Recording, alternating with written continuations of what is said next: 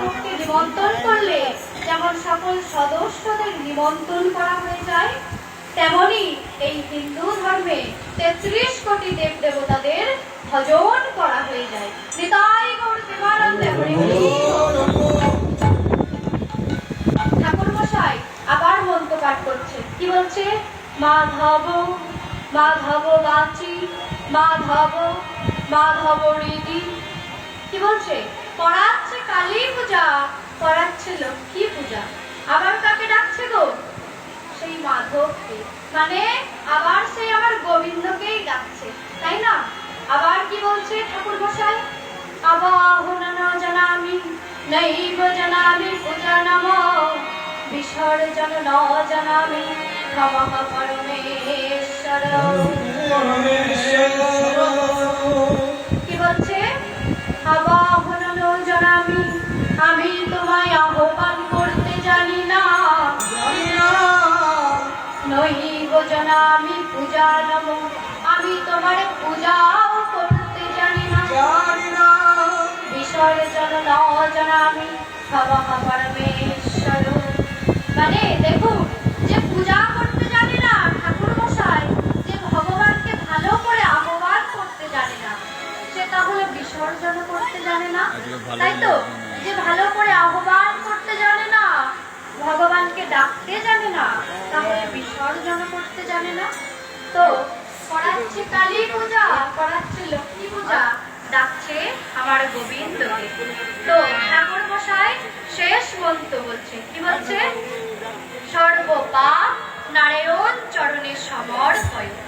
মানে হচ্ছে, হে মাধব, হে গোবিন্দ, আমার এবং আমাদের ক্ষমা করে দিও। আগেও নারায়ণ, পিছনেও নারায়ণ, ডান দিকেও নারায়ণ, বাম দিকেও নারায়ণ, সামনেও নারায়ণ। তাহলে আমরা এত বাঁকা পথে হাঁটবো কেন?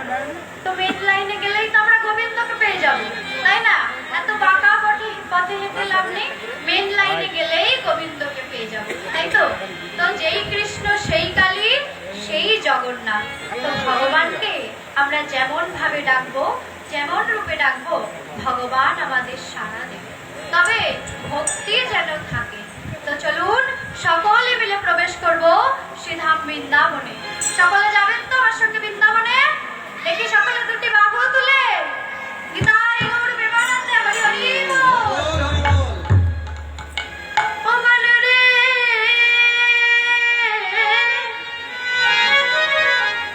চলো যাই বৃন্দাবন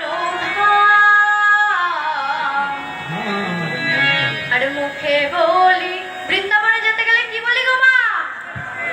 রাধা রাধা নাম। প্রেম সে বলো রাধে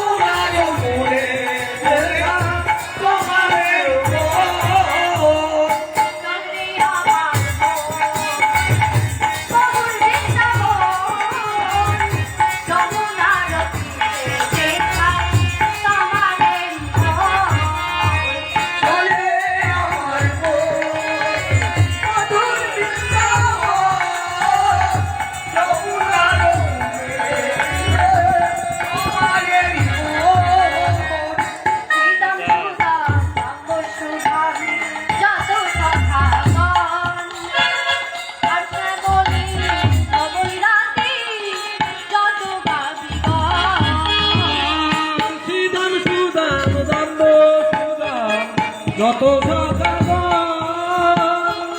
শ্যামলি ধবলি আজি যত রবিবার শ্রীদাম সুদাম শ্যাম সুধাম যত ভগবান একটু কথা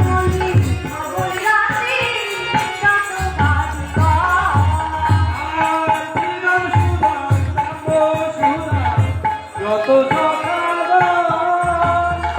শ্যামলি ধবলি আজি যত রবিবার চলে আমার মন মধুর বৃন্দাবন যমুনার তীরে যেথায় তমালের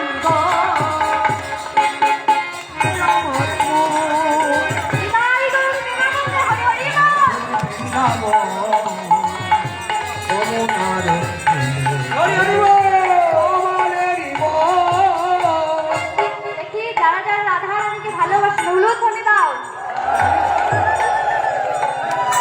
কি হলো মা? আমি কি বললাম? যারা যারা রাধারানীকে ভালোবাসলো তারাও হলুদ ধনে দাও। কি হলো মা? কেউ রাধারানীকে ভালোবাসেন না? হে মা